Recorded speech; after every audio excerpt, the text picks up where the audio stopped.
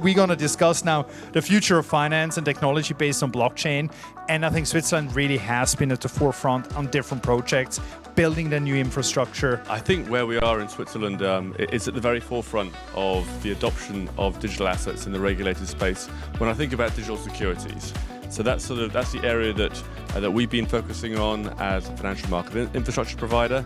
And as of today, Switzerland is the only developed economy in the world. I think the collaboration with the central bank and with market infrastructure provider is extremely important. I think without help of Project Helvetia Phase 3, we wouldn't be able to have a safe asset to settle the bond and trade the bond that we have issued. And without the collaboration with SDX, we wouldn't have a bridge with the SIX that can provide us with liquidity that is required for an institutional grade digital bond. What were the challenges you had to face to reach that point? Numerous challenges. The first thing I think you need to have is clear and effective digital asset regulation.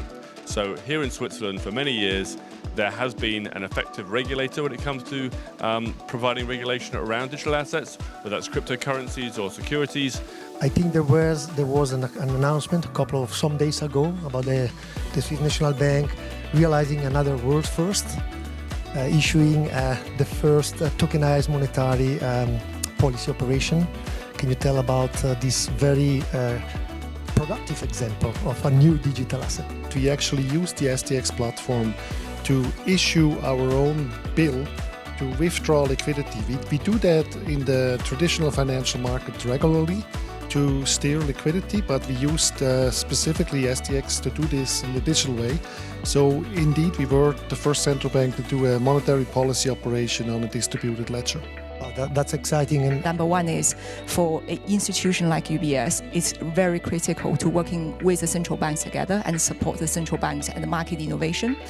Not only because SNB or CHF is important for us, but also the learnings we have gained from this experience can allow us to adopt other digital currencies issued by other central banks in the future, if that day comes. I think the fact that we've managed to get to what I'd like to consider to be sort of digital equivalence with the traditional infrastructure, that is an enormous achievement. I think the advantage is certainly the cost reduction, risk reduction, as well as the efficiency gain.